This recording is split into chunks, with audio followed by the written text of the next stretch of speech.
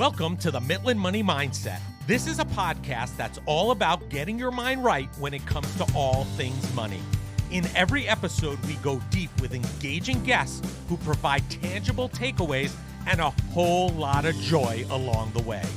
I hope you enjoy these conversations as much as I enjoyed having them. Let's dive into today's show. Well, I have the pleasure today of being with a very special guest, Danielle Cobo, best-selling author and keynote speaker, empowering individuals with the grit, resilience, and courage to thrive professionally and personally. And I am so excited for this conversation. Welcome to the show, Danielle. Thanks for having me on the show. I am excited to be here. Yeah. So listen, we're going to spend a lot of time on what you're doing today, the new book, best-selling author. But can you share, I'm always fascinated with the entrepreneurial journey. And I think, everybody has a different one. Can you share, how did you get to where you are today? I had no intentions of being an entrepreneur. I spent 15 years in corporate America where I was working in the medical device industry as a senior sales manager for one of the top Fortune 500 medical sales companies. And I had no intentions of starting a business. However, after a series of events that took place in 2020, it led me into starting a business. And what that was in 2020, my husband had just returned home from serving a deployment in Iraq. So in 2019, he was gone for a year. My twin boys at the time were between the ages of 1.5 and 2.5 years old. So when he came home, it was a stark difference from when he left to when they came home. When he left, they were 1.5. So they were still kind of doing nighttime bottles, learning to walk. They were still saying some of their first words. They were still in cribs. He comes back and they're in toddler beds and they're formulating complete sentences and they have opinions with those complete sentences as well. And they've got the terrible two tantrums, which is normal. But that transition was a lot harder than I had anticipated. And right as we started to find our rhythm and our groove, March 8th, I had lost my mom. My mom had passed away. Sorry to hear that. And it was very devastating for me. And it happened very unexpectedly at a very young age when she passed. And just remember what happened in March of 2020. March 13th, the global pandemic shut the world down. So while I'm trying to cope and grieve and heal from the loss of my mother, the world shuts down and there was so much uncertainty that took place during that time period. And just shortly after that, to really wrap this in, was the company that I was with had been acquired by a larger organization, and the shift of the culture changed drastically. So all of these changes happened within a 6-month period. I felt like my life had completely flipped upside down professionally and personally, and I just didn't know kind of what to do. I felt lost and confused, and I left the company that I was with for 7 years. I thought I was going to retire with them, but I ended up leaving the company. And as I was going through this journey of looking for a job, I started to build my brand on LinkedIn.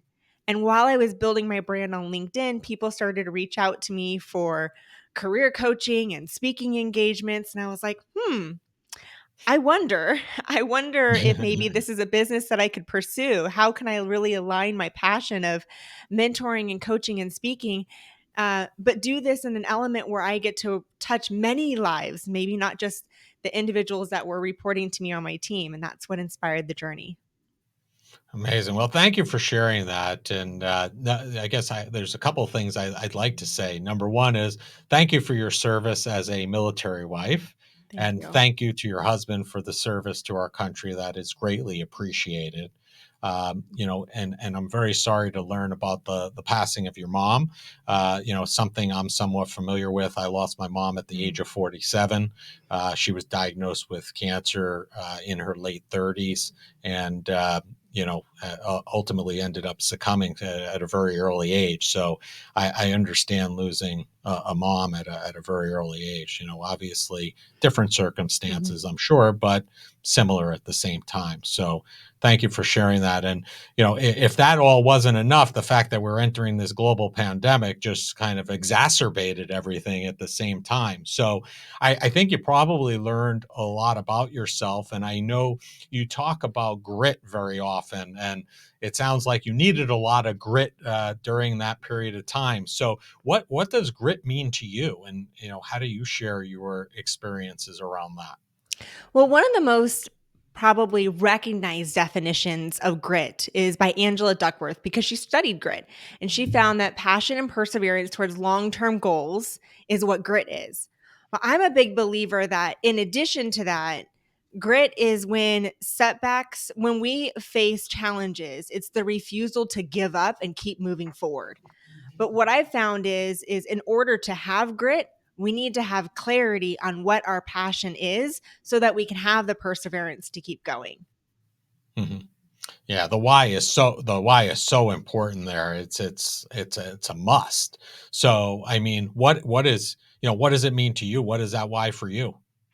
For me, that why is so when I was going through when I had lost my mom, when I had lost my mom, I started to think about what would she want me to say at her obituary? And it was a very profound exercise of not only thinking about what would she want people to say about her during her passing and her celebration of life.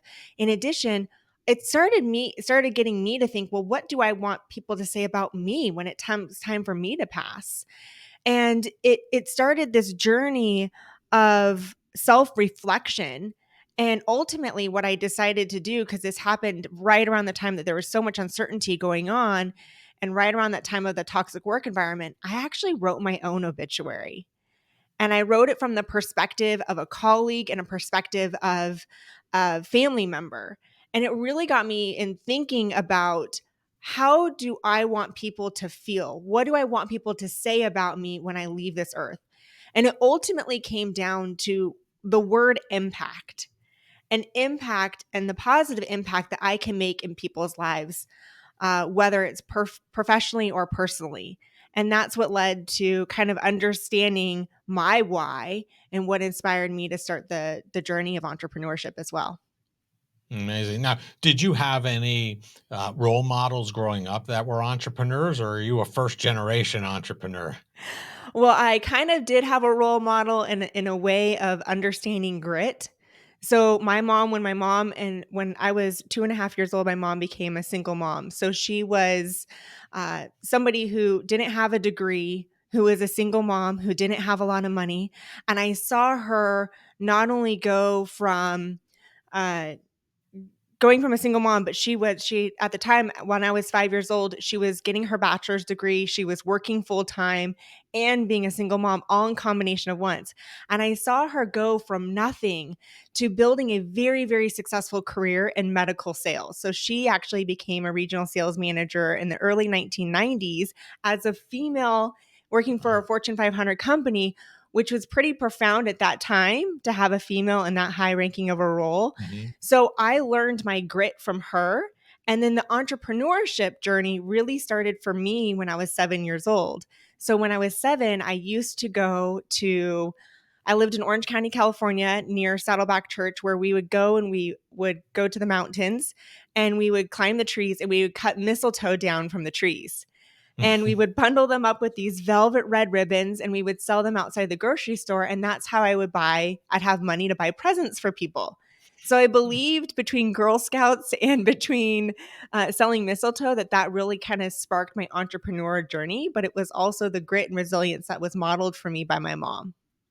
Amazing. And you ended up following in her footsteps, right? Your role within corporate America was in medical device sales, similarly to her as well, right? Yep, I followed right in her footsteps in being a region manager for a for a medical device company. So she did pharmaceutical, I did medical I device. gotcha. There's a Okay. distinction, but yes, very in the same medical sales Similar, industry. but Yep. different. Yep. Yeah. So, I mean, you talked about, you looking at the word impact when you looked at this, your life and view.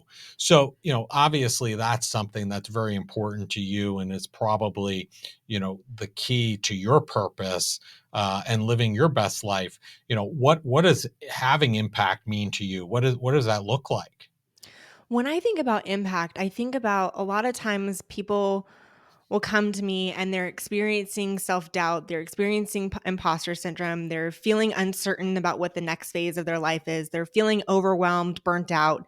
And it's a lot of working with professionals. And my impact is how can I inspire and empower people to become better versions of themselves, both professionally and personally. So when I go in and I do speaking engagements, or I come into organizations and I do workshops with them, ultimately what the principles and strategies and advice that I want to teach them is anything that can be applied in both areas of their life, so that we are building a whole person, not just looking at the person and saying, this is how I help you succeed professionally. It's like, no, how can I teach you the principles and the strategies to thrive in all areas of your life? And so that's what I mean by impact.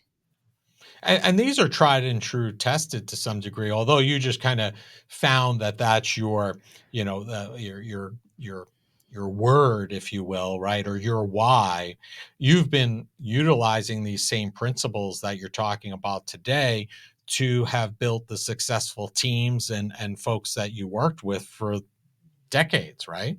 Yeah. So I was very fortunate. The organization that I worked for was believed in professional development. So at every point in working for the organization, they exposed us to different trainings. So that was like, I was very fortunate with that. Plus, I'm a big advocate. I dedicate time every single day to personal and professional development, whether it's reading a book, listening to a podcast.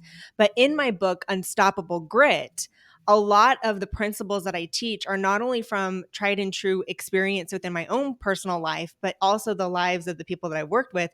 And everything is backed by research. So, which I think is really important, because a lot of people will come and say, oh, here's a principle that you should learn. But is it really backed by research to show the proof is in the pudding that these strategies work?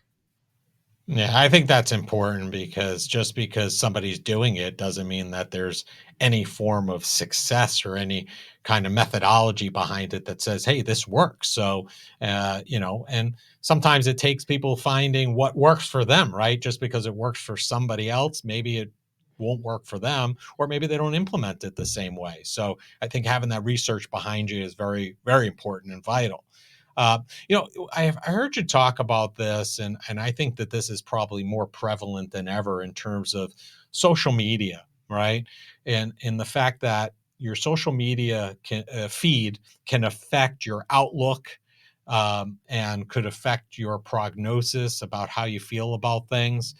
How do you go about? How does somebody go about transforming their feed to help that outlook? Because I think that this is a very vital area that is affecting many people, many people more negatively, I think, than positively. So, how do we switch that negativity on its head to make that feed a positive impact in people's lives? Oh, this is such an ongoing cycle for me that I work on a consistent basis.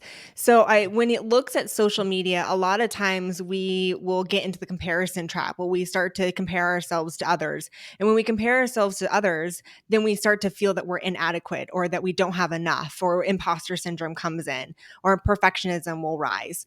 So that when we start to follow people and we start to look at other people's success and compare it to ours and wonder, well, why don't we have that same success? The reality is we don't know what's going on behind the scenes.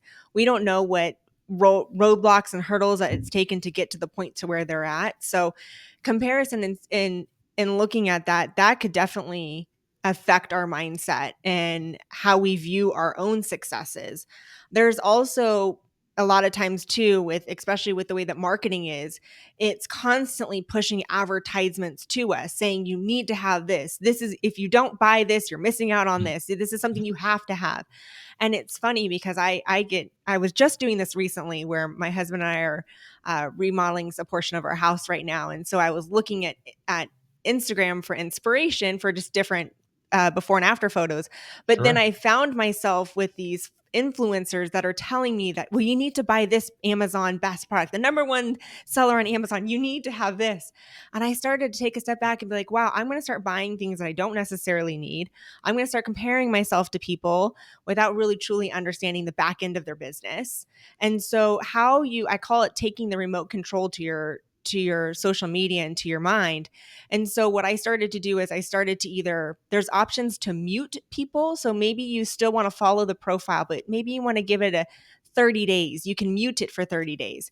You can unfollow. So that's an option too. You can hide ads saying that it's irrelevant or you see it too often. You can also mark certain profiles as a favorite. So I notice when my mindset is starting to get adrift or astray, I will go to certain profiles that are known for motivational inspiration, and I will mark those profiles as favorites. And then I'll go to that profile and I'll trick the algorithms a little bit and I'll go and like a bunch of their posts. So then I'm telling the algorithms I want to see more of this content showing up in my newsfeed. Yeah, I think those are great points because I think many of us feel like we're at the liberty of whatever social media wants to show us or wants us to see or push in front of us. And there are tools, albeit I don't think as many people use them in the way that you mentioned, but there are tools that we could all use to help curate that feed in a way that's either going to lend positivity or lend it in a positive light, something that's going to be beneficial to us, rather than just sitting there as bystanders, just accepting whatever's thrown at us on a regular basis. And I think those are great tips. So thank you for that. You mentioned the podcast Unstoppable Grit. What was what was the impetus behind the podcast? What was the reasoning behind launching that? Initially, I started the podcast and it was Dream Job with Danielle Cobo. And it was because initially, when I started my business, I was doing a lot of career coaching. I was helping job seekers in developing their brand and getting them, helping them thrive through the interview process, negotiating their salary and compensation. And then my business evolved, and I started to do more keynote speaking. So I really rebranded the podcast, but there's still a focus on career development, leadership development, and burnout prevention. And really helping people develop the grit, the resilience to thrive in their career, both professionally and personally. And what really inspired it was I wanted to have a tool and resource to help the people that may not be able to invest in my services, but I still wanted to be able to make an impact and reach a broader audience. So that's what inspired the podcast. But what I also found through the journey was I've been able to interview and meet some of the top authors, keynote speakers out there in the world by having my podcast. So I've been extremely grateful to develop friendships with people that I probably would have never if I didn't have the podcast as an introduction. Yeah. I listen, I get asked that all the time. They say with the podcast, we always get asked, what's the ROI? And forget about the ROI. I always lean on what you just said. I've gotten the opportunity to meet with, have conversations with, build friendships with people that I would have never been able to even connect with or maybe even run into over my career as a result of the podcast. And it's such a great opportunity that even if there's no monetary benefit, just having that as part of the ROI to me is a home run, Yeah, I would say I get that question all the time. In fact, I ask myself that question all the time. I don't do podcasting for the money because, quite honestly, it's actually a business expense for my Right. business because you have to pay for somebody to edit and make all the social media graphics and everything that's involved with editing for a podcast. So it's not necessarily doing it for the money, although I know podcasters have monetized theirs and there's different ways of doing it. But I do it just for it's the relationships of the people that you get to meet and that you get to build with, and to hear from listeners how I listened to that episode and it really resonated with me. And thank you so much for sharing it. When I get messages like that, then it's worth everything.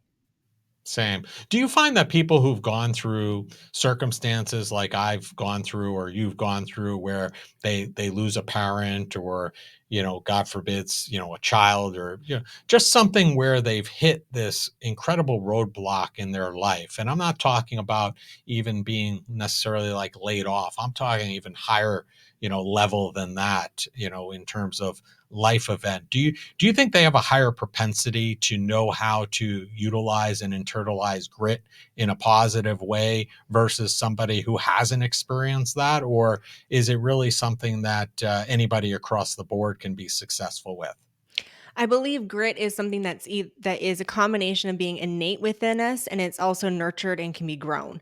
So the more challenges that we overcome, we can either fall victim to those challenges, or we can adopt a growth mindset and say, okay, I'm experiencing this particular challenge. I don't see it as a failure. I look at it as saying, where can I learn and where can I grow from this? So it's one of those combinations where you either are a victim or you adopt a growth mindset and you learn and grow. But I do believe the more challenges that you overcome, the more skill sets that you develop and how to overcome challenges in the future. So, one of the best advice that was given to me was by my stepdad. And he said, when you're a little kid and you lose a pet, it's preparing you for that time when you get older and maybe you lose a bike because somebody steals a bike. Hopefully that doesn't happen, but something, Right. you lose something big. And then, that losing a bike prepares you for that first breakup that you experience. That first breakup that you experience prepares you for potentially losing a family member. And it's just like each stage in life is preparing us and developing different skill sets, and different ways that we can respond to adversity and challenges and change in our life. Right. Which I sense is, a bit of an issue with, the bubble parent, the helicopter parent, right? That's something that's really not, putting your child, we all want to do the best for our children and protect them. But at the same time, some of those protective measures may actually be hindering things for them later in life as a result, which is kind of what I'm hearing from that comment you made. Yeah, I agree. I mean, it's not that I necessarily want to see my kids fail, but I want to see my kids experience challenges so that it's preparing them for the next phase in this world. It's interesting because I was on a podcast and we were talking about consequences for our kids. My twins are 6 years old. So this gentleman was basically talking about like he doesn't give consequences to his kids. And I'm like, well, I got 6-year-old twins who are feeding off of each other. They're boys, they're high energy. There's consequences in our house. Maybe it's like a timeout for 10 minutes or something along those lines. But I believe that we need to have those experiences because that is what the real life is. If you Right. are speeding down the road, the consequence is you're going to get a speeding ticket. Like there is consequences in life and there's challenges that we're going to face. My hope is that the challenges or the decisions that they make are not permanent decisions. My hope is that they're decisions that maybe are poor that I get to coach them through and teach them through and then help them develop the skill sets for the future.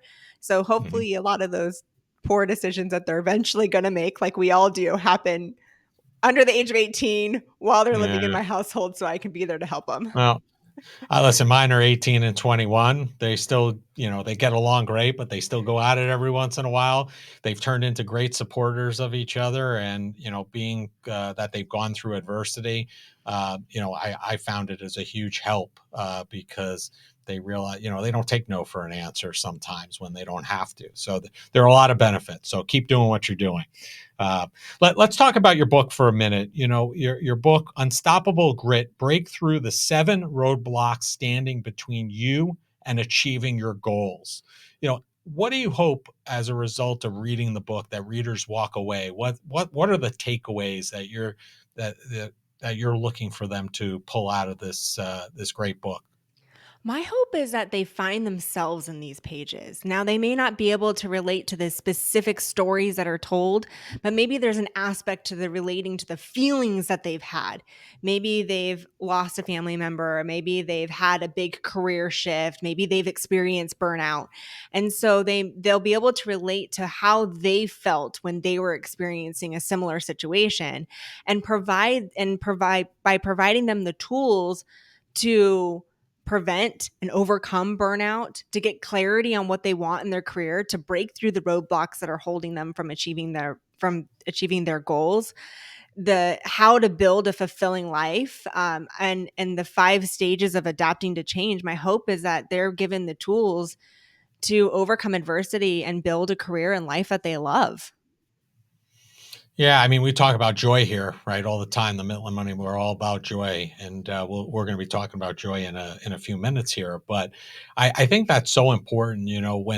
When we talk to folks, or I talk to people, and they ask me, "Oh, what do you do?" And I think so many of us kind of label ourselves with what we do for a living, rather than starting out with actually who we are and what we do.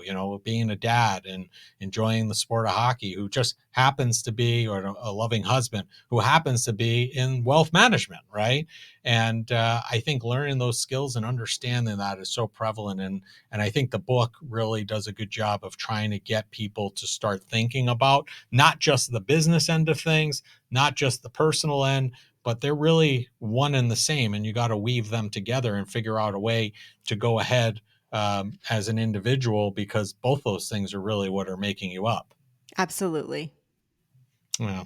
So, one thing we talk about all the time is emotional burnout. And I know you talk Mhm. about this also because, especially coming from a very high level role, being that there are goals, you have a team, managing people. What are some tips that people could take away from our conversation today to help identify if they're experiencing emotional burnout? And more importantly, what are some things, maybe one or two kind of, prescriptive things perhaps that they could do to avoid, even getting to that point of that emotional burnout? Yeah. So in the book, I'm so glad that you brought up emotional burnout, because in the book, I definitely go through the signs of physical burnout, but I really tap into what the 7 signs of emotional burnout is. And I really break down burnout into 3 different chapters into the book. And we've touched on a little bit of it here, but I do believe that when we understand the triggers, like when we have a high level of self-awareness and we're able to quickly identify when we're experiencing burnout and what are the triggers, we're able to quickly overcome it when we have the tools to recover from it. And so in the book, I talk not only about like, here's the 7 signs of emotional burnout, how can you identify them within yourself, so that when you immediately are starting to see them, you're saying, okay, whoa, wait a minute here. I believe I'm experiencing burnout. This is the reason why, because I'm seeing this individual sign. And oh, by the way, here are some practical strategies that are going to help you overcome that burnout. So I believe that, like, Deloitte did a study and they found that 77% of people have experienced burnout at one point in their career. So it's something that, even though we have come a long way in creating self-awareness and in creating awareness around burnout, there's still a lot of room to grow. Yeah. I would argue that the other 23% that said that he never experienced a burnout were probably lying and not being Probably. truthful. I Because I agree think at with some you. point, I think at some point everybody experiences that at some point. It may have been so long ago they don't remember it, so they answer that in the negative. But I find that hard to believe. But I think that's a great point. One thing I wanted to talk to you about, and this is because you've been so open about your mom, and I appreciate you being so open about her. Just to share with you, I don't know if you know this about me, but I lost my brother-in-law to suicide. I'm a suicide survivor as well. I sat on the national board for the American Foundation for Suicide Prevention for about 14 years, and I still sit on their investment and their finance committee. And it's something that's very passionate for me and my family to have my brother-in-law's name continue to live on and to be a resource so that others don't, other families don't experience what we did, and obviously what you've gone through. And number one is thank you very much for being open and honest about it, because I think that the more people like you and I and other celebrities, et cetera, who are talking and openly about this, it just opens up the conversations helpful for everybody out there. What are you looking to accomplish by having that level of honesty about your mom's suicide. What is your personal goal by sharing that personal anecdote? I hope that we can shift the language around suicide. So a lot of times people will say phrases like, "Oh, she committed suicide," and I say, and I'm respectful in saying, "Hey, you know what? Can I share something with you about certain language?" And I always ask for permission first because I believe that that Hmm. just creates like a safe, vulnerable environment. But I'll say, I used to say that phrase too. And what I've learned is when we use the word commit, it's almost like they're committing a crime. And a lot of times, one of the reasons why people feel like they are going to that the only option is suicide is they either feel like they're so depressed that they feel like there's no way out, or they feel like they're relieving their family of a burden for whatever reason of that burden is.